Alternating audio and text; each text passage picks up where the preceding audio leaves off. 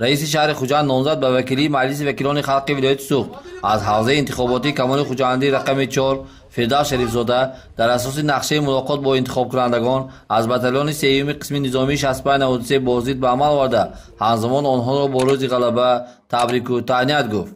فردوس شریفزاده ضمن ملاقات آزاد و آشکارا با اسکران و افسران این قسم نظامی گفت که شمایان فرزندان دلیر و غیور مردم تاجیکستان در خدمت مادر وطن شبانه روزی فعالیت دارید و امنیت دولت، آرامی جامعه و حیات آسایشی شهروندان مملکت از سطح خدمتی هر یک اسکر و افسر قوای مسلح وابستگی دارد.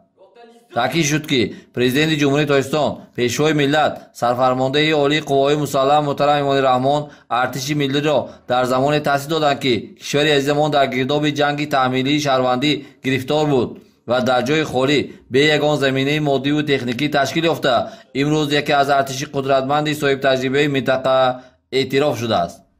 امروز ارتش ملی یک ساختار مجهز و معاصر و نیروی با اعتماد حفظ مرز و بومی مملکت تبدیل یافته است. یکی از رویدادهای مهم در تاریخ دولتداری تاجیکان و از جمله دستاورد بزرگ زمان صاحب استقلالی تاجیکستان میباشد.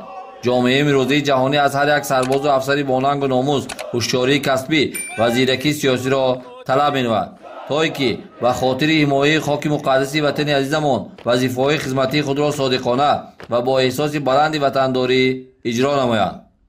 با تشبث پیشوای ملت اساسگزار صلح و وحدت ملی محترم امام علی رحمان همه شرط و شرایط‌های در قسم‌های حربی فراهم آورده شده.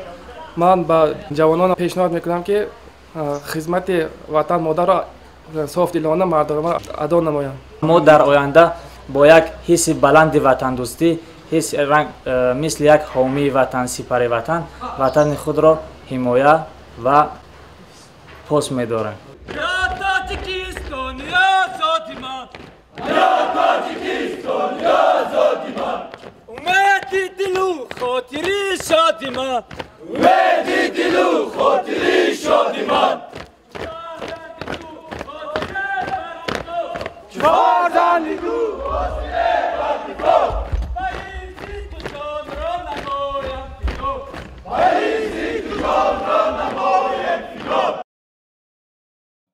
رئیس شهر خوجند فردوس شریفزاده همزمان از خوابگاه، آشخانه، جای استراحت و فراغت سربازان و افسران از نزدیک شناس گردید.